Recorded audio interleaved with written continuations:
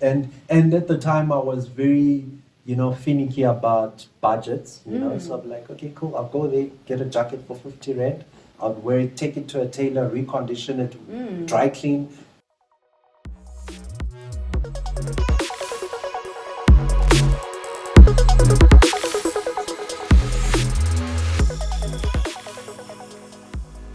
Good afternoon and welcome to Changing the Narrative with Refilo Matlopo. I'm very excited this afternoon because we have the young, the charismatic, and the vibrant Awakhiwe Kona of Suitability.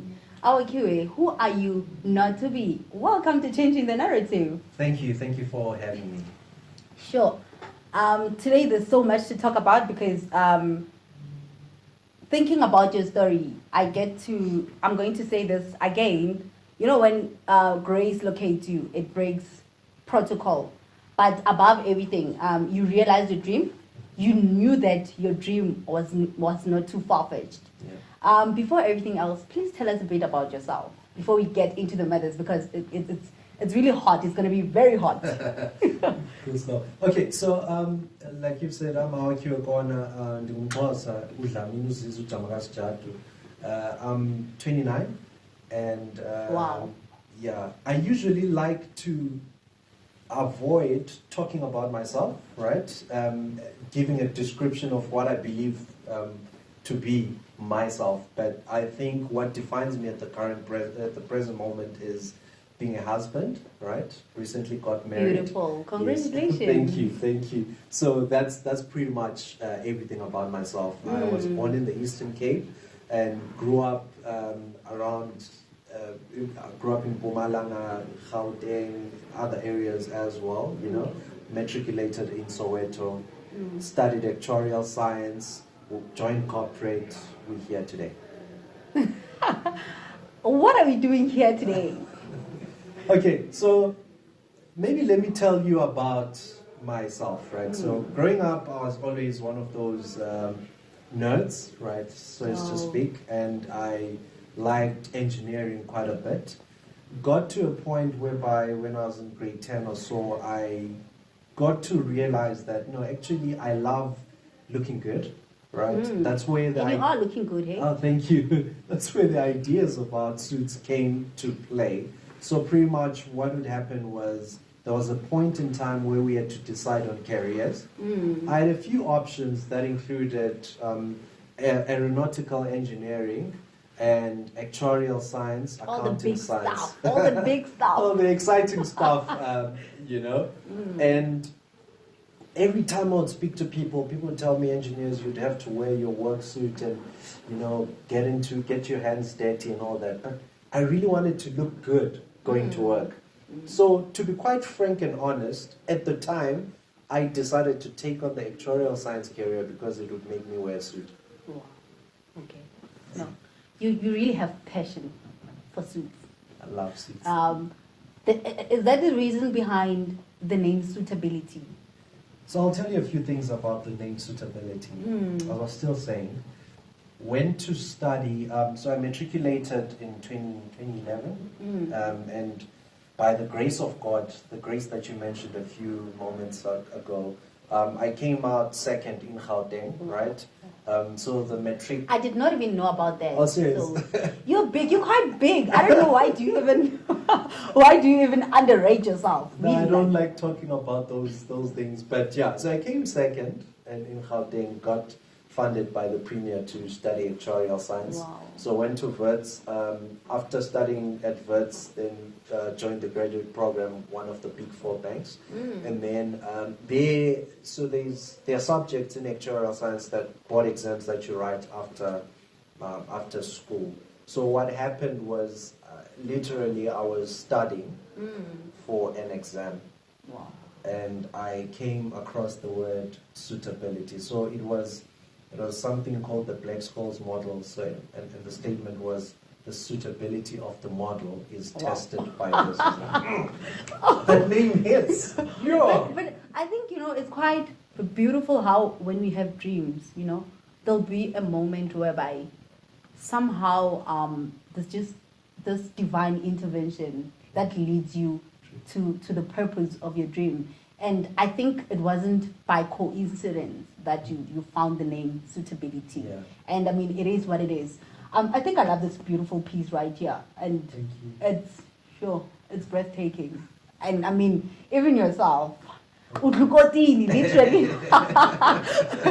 I think it's quite amazing as to how the universe knows how to link events that leads us to finding our purpose and actually making and realizing our dream. True. So, Nkosi yami, there's a lot to talk about, but let me start here. Yeah. So you left your job in corporate. Yeah. Where did you get the balls? Because it had to take literally that. You had to have the balls to Yeah. leave your job because it could mean anything. Yeah. So I'll take you a few years back. So 2016, while I was studying for that exam I told you about, that's where the idea sparked, right? Actually, it was sparked by my then girlfriend, who's now my wife today. Ah, that's beautiful. Yeah. So I used to go to a place called Watunusa. I'm very, how can I put it? I'm The one very downtown thrifty. in downtown Downtown Joburg. Joburg. I think Yeah. I used to I frequent think that place that's quite a the bit. place to be if you into fashion, if you love creativity, Exactly. especially into what you wear. Yes, you know. yes. And at the time I was very, finicky about budgets. So I'd be like, okay, cool, I'll go there, get a jacket for 50 rand.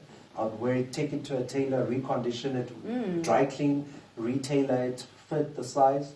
And then that's how my girlfriend's like, no, but everyone compliments your style because it was vintage, a lot of And it was touch. unique. It's unique, and there's nowhere you can just find a tweed blazer in a shop in Johannesburg because it's not really the style that is predominant in South Africa. So it's like, wow, okay, this is nice. And as time went by, the brand grew. Fine, we moved from Watunusa because the business model wasn't working.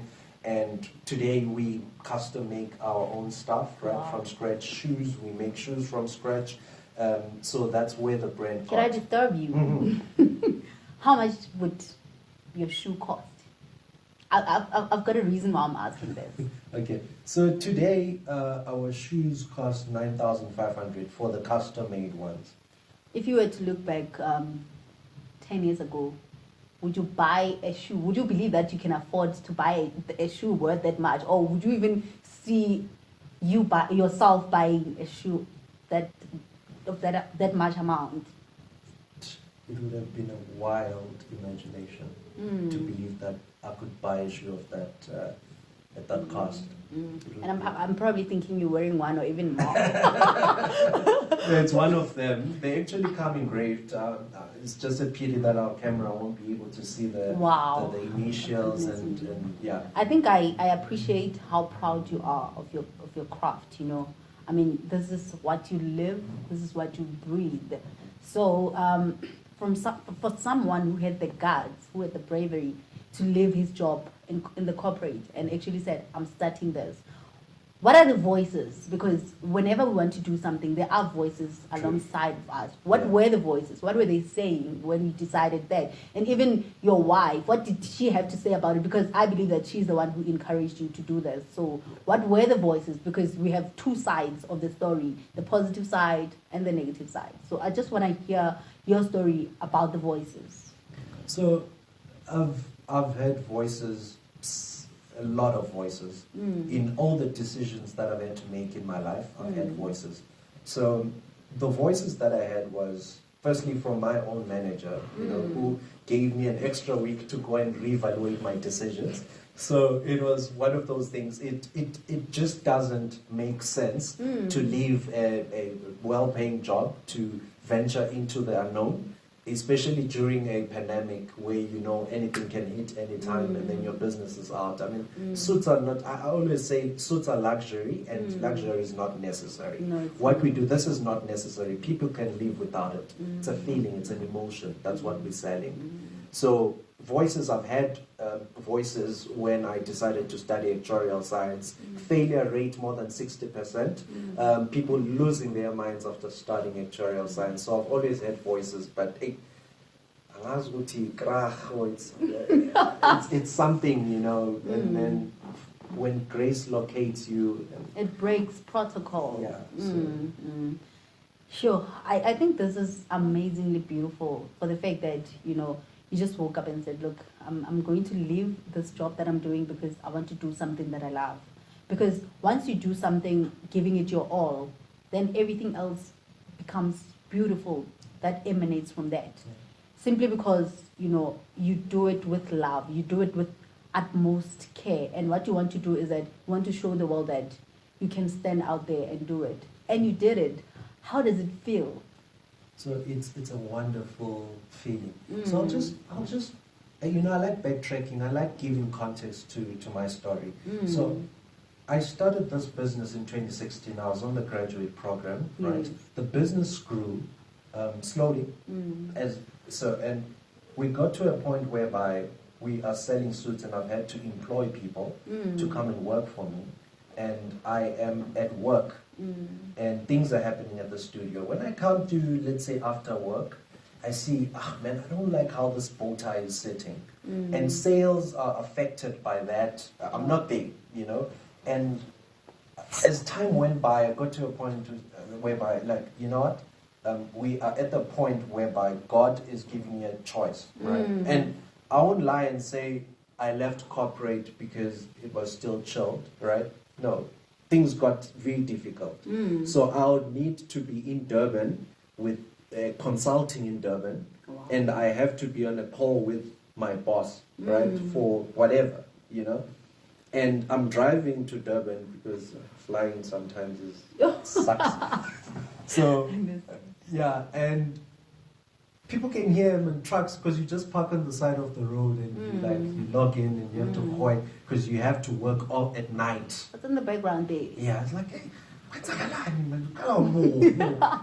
you know, and it was like one of those things, and I was like, okay, you know what, man? I think we've gotten to that point of this is the time. It's now or never, you know, and that's the feeling that you get. And it felt like someone took a big load of ndondons on my back and just put it on the side. And that was God. It was God. Sure. Yeah. That is very amazing. We've been talking suits. And there's this big thing that's happening around you, Suitability Gardens. Tell us about that beautiful craft.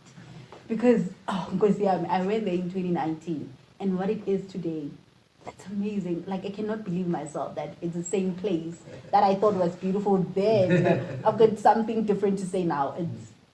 It's absolutely amazing. Tell us why that. I mean, you could have done anything around suits, around fashion, but why that specifically? Okay, so context again. Growing up, I've always liked being different.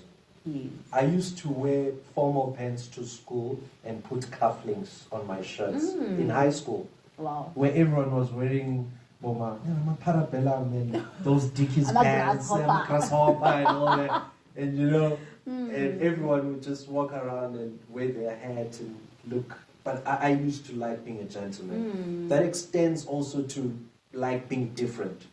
So liking finer things, because you've got that taste for finer things. Finer things in life. Yeah. So when it came to a venue, I decided, first of all, I am an actuarial specialist and I design suits. That's a very rare combination. It is. Because it's a blessing, actually. Being an actuarial specialist means that you are more analytical, you're those type of people. Your fashion sense is known to be dull, you know, and then you come through and you're designing suits. I'm like, okay, but that's not enough, right? Wow. There are designers there are fashion actuarial science people who will come to you and say, I want to design a suit, and then maybe they make it in life. I want to be different. I want to be further different. I would like to own a wedding venue so that we'll be the only suit designers in the industry that own a wedding venue. Wow. It hasn't been done in South Africa. We are the first. Because this is beautiful. I don't know what to say, but you know, I always say that as a black child, your dreams are not too far-fetched. If you were to tell me that maybe 10 years ago, I would definitely not believe you because it wouldn't be happening. But now that it's happening, I'm even running out of words because you're brave. You really are brave. I don't know if you did. I think you know, but I think today it's the day that you know. As in, nothing can stand on your way. Like pretty much nothing. If you wanna own whatever, you can own it within a blink of an eye because I see that you honor your dreams, and I think that's very important. That's serving your purpose. You're serving your purpose on earth, and I think that's the most important thing and the most significant thing about living. You know, waking up, doing something that you love, and also the emotion that you spoke of earlier that you're selling is happiness. You know, you're selling happiness to people, and if they can buy it, why not? I remember recently I've been seeing your Facebook page around Suitability Gardens, the Glazamari, and you hosted Natasha Tahani's baby shower. You hosted David Dale not so long ago. Yes. You hosted Faith Nket's wedding. Oh, you've been busy.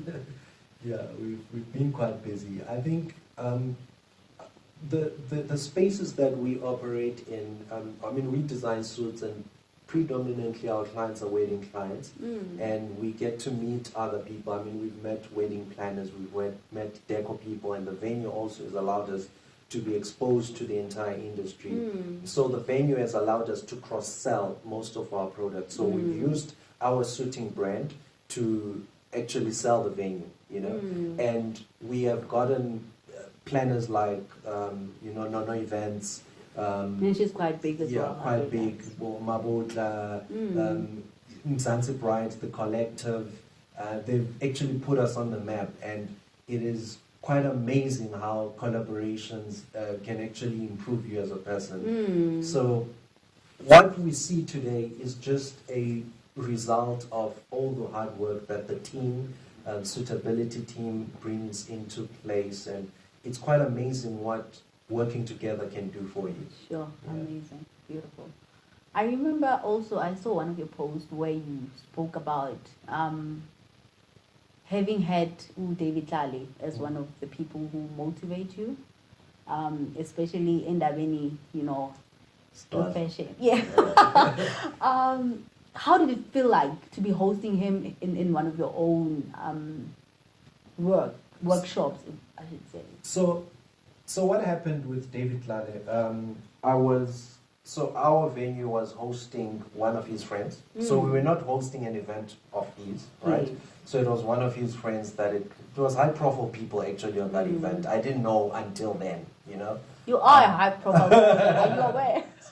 So I even asked Rose, who's part of our team, and she manages bookings, right? Like, hey man, why didn't you say that the people that are coming through today are like, because we always make sure that everyone who we interacted with is high profile, regardless of who or what you do. It's always important to treat your clients as high profile, which is, I think, why people love your place. I mean, I've been there before. I was treated like royalty. So that's awesome. That's beautiful. And it was when it started. It was when it started, because it was in 2020, just after the first lockdown. But I still don't believe it's the same place now, because it's like a 360 turn. Yeah, you know, you gave it a 360 turn. It's beautiful. If anything, go online and check Suitability Garden. It's a very beautiful place for anything you have ever dreamt of. Your dream wedding, your dream baby shower, your dream anything, pretty much. That place is super beautiful. How did you feel? Did you meet with David Lane? Yeah, so meeting him. So what happened was, okay, we out there, we just doing finishing. Actually, what happened was it was raining, right? So we're just trying to make sure that all the guests are comfortable. What we usually do after we're done with the setup, we just excuse ourselves, right? And the client had actually booked last minute type of thing. You know, it was a spur of the moment event. Then it was a night during the week actually. It was on a Monday. Wow. Then okay, cool, they came through, and then I see this guy in black being dropped off in a Mercedes. Like, no, I know this guy. And then he just comes through He walks in minding his own business, and everyone is just, minding their own business as well. Because it's high profile people. Yeah, it's high profile people, and I'm like, no man, David Claley is like, yeah, I'm like, I look up to you, I like your work. I didn't say who I was, I didn't even say I'm the owner of this place or whatever. Just, for me I was just starstruck, because he's one of the guys that I've seen how he has grown a brand of fashion, in a space where he was a pioneer fashion designer within the African, context in South Africa. So it was quite a big thing meeting him, So I never said anything after that. I was just like, I look up to you, and it's like, Nyabo, and that was it. Wow. Wow. But for you, what did it do for you? You know what it said to me?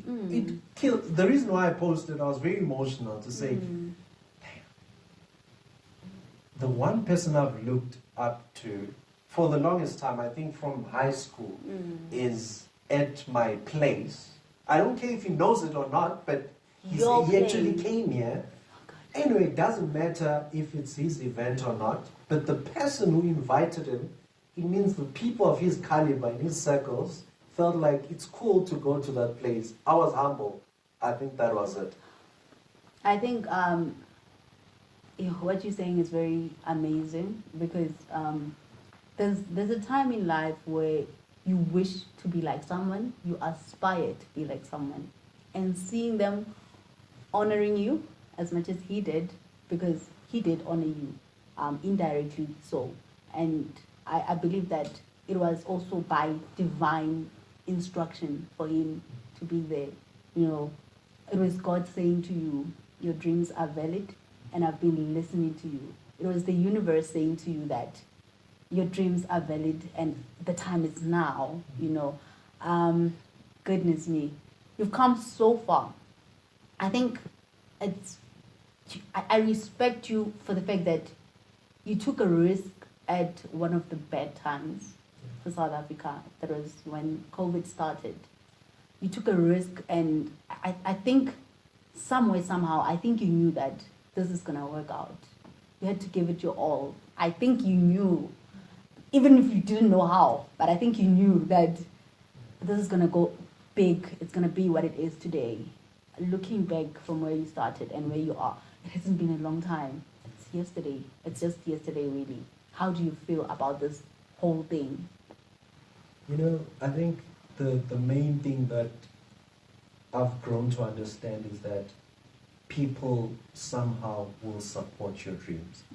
It's crazy how people support your dreams, and you haven't even solicited people to come. You guys come and support my dream.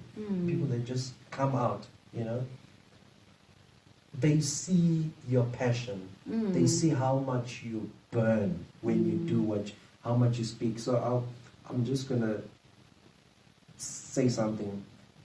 Yes, on Friday, I flew out to Durban. So we're David. Yeah. So what happened? It's Sunday today, by the way. Yeah, Sunday today. Wow. Yeah. So on Friday morning, a client, anonymous, they say, okay, I'm going to book flights for you to come. I need you to style my son for his wedding, right? And it's a very, very high profile client. I didn't know until I got there, And one thing that got me going during that consultation, they mentioned something. They said, the way you speak about those fabrics, you sound like you eat them. You live them. And I was like, yeah, technically, but anyway. But yeah, goodness. It was quite. Firstly, I think I was humbled by two things. That statement, to say the way you speak about it. The planner of that event had actually mentioned that it's going to be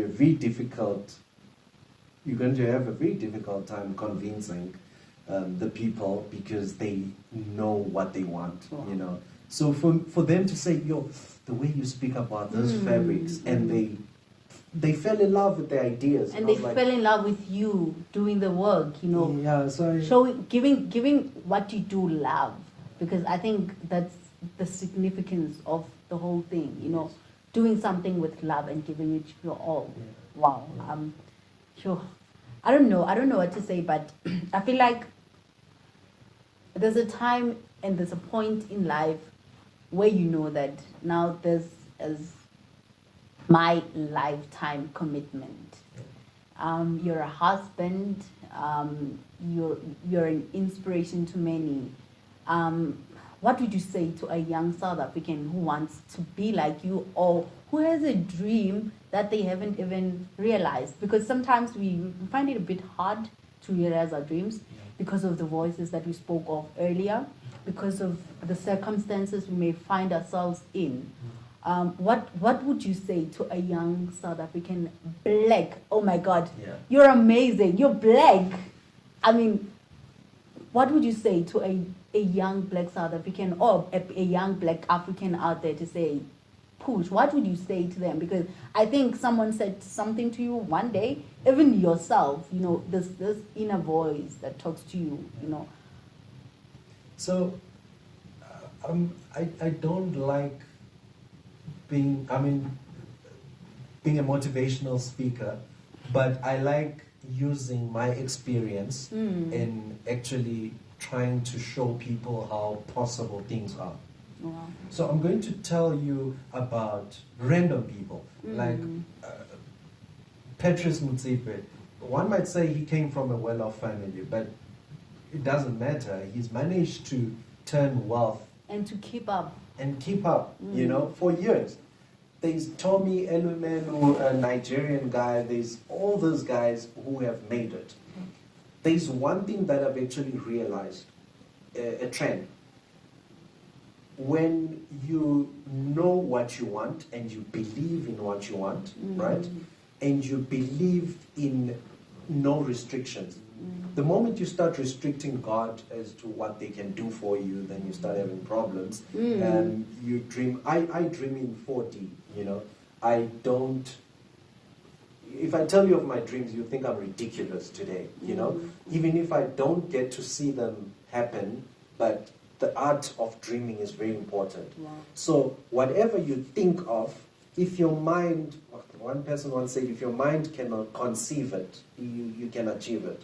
So the reason why our minds can conceive something, think of something, is because we've seen it before. You know? And I think it also lies in the heart.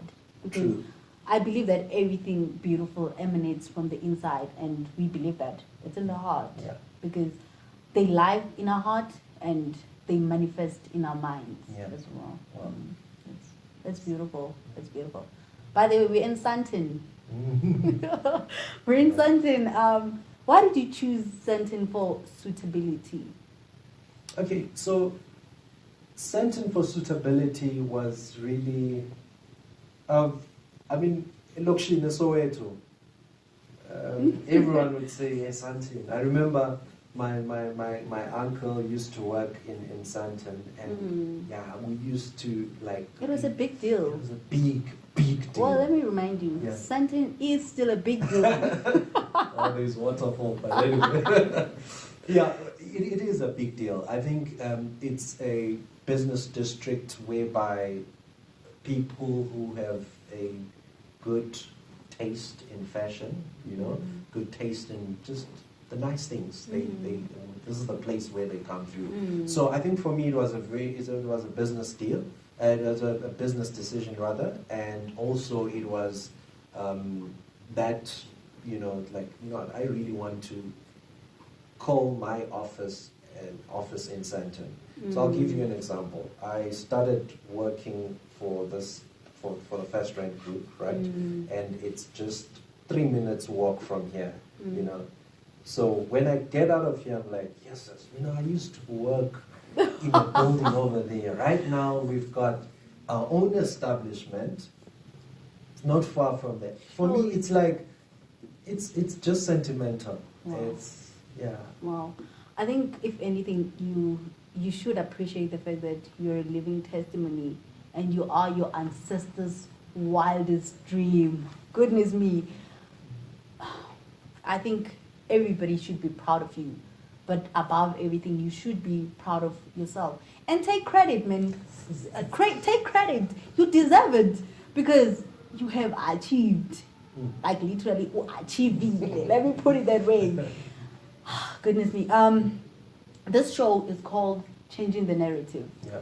Because, you know, there's this stigma that's going around, especially about black people, that we want to be spoon-fed, we want things given on a silver platter, we don't want to do for ourselves. But you change the narrative. Job that's going to give me 30,000 for the next 5 years, maybe I'm going to be earning 80,000 and decided I can make 30K in a day.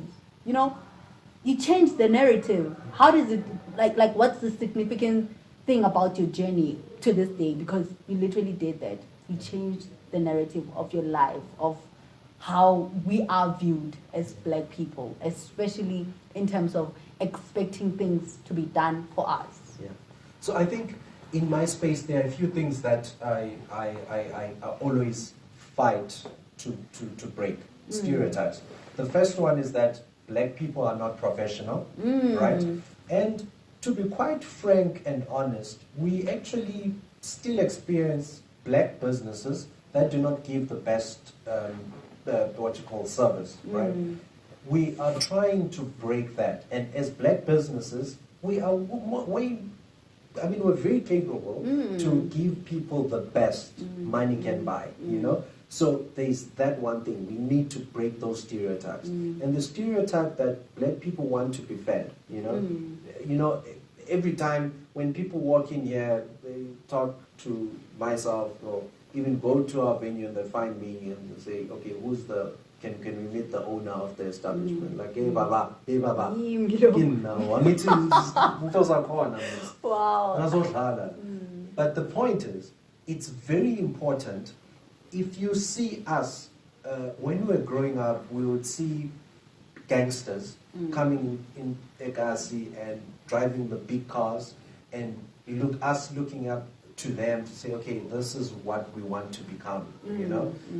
Us now creating this new template, there are a lot of things, man. Like the first thing is, I studied actuarial science. People expect me to live a life. I have to go to work, you know? You have to break that stereotype to say, okay, cool. Even if you've studied actuarial science, if your calling is this, why should you be? I mean, we are called But you're not a tailor, you're a tailor. Hey? Oh my goodness. My goodness. This is very beautiful. I think, if anything, you know, you are in the same level. I'm not talking about financially, but I think we've seen how Abu Theo Baloi have believed in their dream, have sustained their dream, and have actually got to live their dream while doing other things. You know, it didn't stop them either way, and you didn't let anything stand on your way. You didn't let any voice actually stop you. You literally said, I have wings, and you literally had wings. You know, you literally said that not even the sky is the limit, and not even the sky was the limit. You know, you went above the sky to do everything that you did. And for that, I commend you. I respect you. You have managed to change the narrative that we are fighting each and every day as young black people. You know, you have managed to change people's minds about the stereotypes that we have. I mean, if you are at that level of hosting high-profile people and having high-profile people sponsor you with tickets and say, come to Durban, I need you for this, then you must know that you are a big deal. And like we said earlier, I'm actually glad that I managed to get you now, because I think it's going to be very expensive to get to talk to you at a later stage. And for that, good luck, because you have a very beautiful journey ahead of you. I hope you are ready. I hope you are emotionally and spiritually ready for such, because you're on the plane now. It's literally flying. It's taking off. And where you're going, it's a very beautiful destination. And for that, good luck. Thank you so much. So, on closing, because I think we've covered almost everything I wanted to cover. There's so much that's happening currently in South Africa.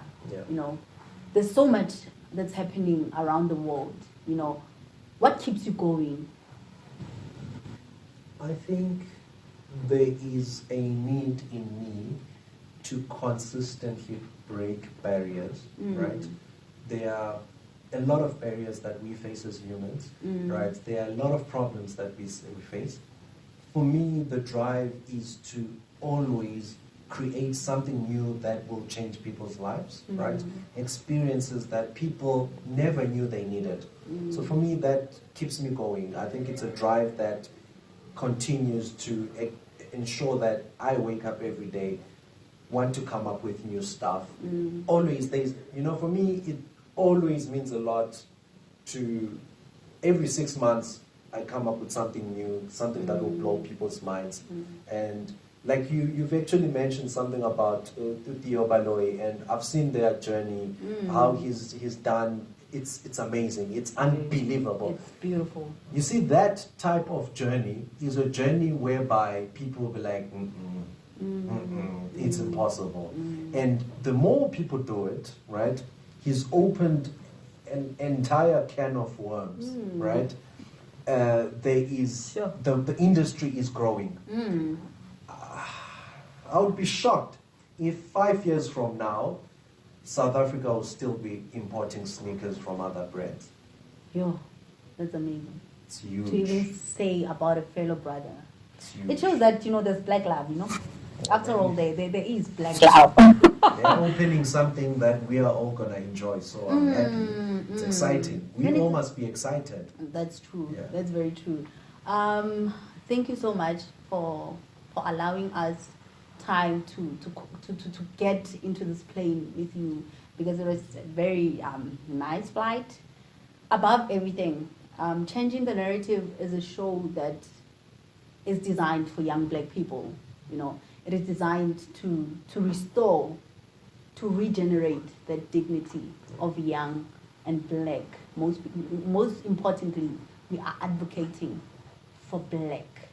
So I think you're a great and a perfect example for that. And at this moment, I want to say to you, perhaps in a few years' time, that's where you feel like you're going to be a legend. But I want to say to you now, you are a living legend. You have changed the narrative, and you have shown that against all odds, you will do it, you will make it, by just believing in yourself, by just believing in the beauty of your dream. And most importantly, by working your ass off to see your dreams coming true. For that, I would like to say to you, we honor you as Changing the Narrative, as the living legend. One day, 100 years from now, when your grandson or your great-grandson is watching this video, wherever, on whatever platform, they will know that my great-great-great-grandparent my great-grandfather actually was a living legend. And today, on this day, I want to say you are a living legend. Keep on doing what you're doing. Keep on moving, keep on giving what you do your best. Thank you so much for joining us on Changing the Narrative. Thank you so much for giving us your time. And thank you so much for being great. You're doing great. You're being great. If there's anything that you would like to say about your business, because this is the moment that we are changing the narrative. You've got the show, you've got the platform. Please do so. Wow, thank you. All right. Wow. Okay, I think for me, I really appreciate this opportunity. I think it is something huge. What it has done, it has rejuvenated my spirit. It has taught me, it has reminded me. I hear people tell me those things, unofficially, of course, but having someone come in to sit me down and tell me that you playing around, you are a big deal, For me, I'm very humble, and I don't like, the limelight or anything like that. But for me, it is actually teaching me to say, okay, look at this, right? It's very important, so I appreciate that. So I'm going to tell you about the story about Suitability. Suitability is a group, right, of brands that produces class, right? And classes are necessary. When you talk unnecessary, we talk things that you can live without. It's like luxury, you know, luxury. It's about the finer things in life, you know. Like, let's talk about fabrics, let's talk about events, you know. So I can be whatever you want me to be in this space. My team and I are always ready to pull the best off as far as the best garments South Africa has to produce. If we don't have it in South Africa, do not worry. If it's a cloth that we do not host in South Africa, we wouldn't mind shipping it in. Wow. Play on it. Handcraft whatever we need to get you happy. Be happy. You should look at yourself right now. You're selling your business with passion. That's beautiful. That's beautiful. I really love talking about my business. If I were to talk about my business, it will take me the whole freaking day. But I think, honestly speaking, what we are trying to achieve here is to create a path for other fellow designers, for other fellow events, coordinators and venues and the like. I mean, there are not so many black-owned event venues, and when you get to some event venues, you find out that, they do not allow this type of thing. You can't come in and slaughter your goat because, you know, come through, bring your goats. We've got permits to slaughter goats. Letani mbuzi. Be happy, you know? Oh my goodness. Pretty much This is very beautiful. Thank you so much for sharing your journey with us. I think I thought about something a moment ago, actually. You know, we've got this big clothing brand. I think it's what I see Suitability as. You know, I see Suitability being a Gucci of our time, a Fabiani of our time. Thank you for the blessing. You know, I see it going overseas. I see it on an international plane, because now I think you know that you're no longer competing with us here. Hey, you're competing internationally, because if anything, that's where you are headed. So for that, good luck. I appreciate it. Thank you. Thank you so much, guys, for joining us on Changing the Narrative today. And thank you so much, Awakhiwe. It was lovely having you today on our show. Thank you so much. I wish you nothing but the best. I appreciate that. Thank you. Can I say something before we leave? Yes, please. Yeah, this is an interview and it's been running. Chassis. When I do my own videos, I take about 15 takes. It's crazy. Wow. So this is awesome. I really appreciate your craft, you know. Thank you so much. Should I tell you my secret? I don't revise this. Okay. I don't have a script. Wow. I pray before I get here, and it's just the Holy Spirit, you know, going through me. And I believe that if I do everything spiritually, it turns out to be as beautiful as this moment is. May God bless your endeavors. I mean, you are doing amazing stuff. Thank you so sitting much. here, you haven't only managed to get a story out of me, you've actually rejuvenated my spirit.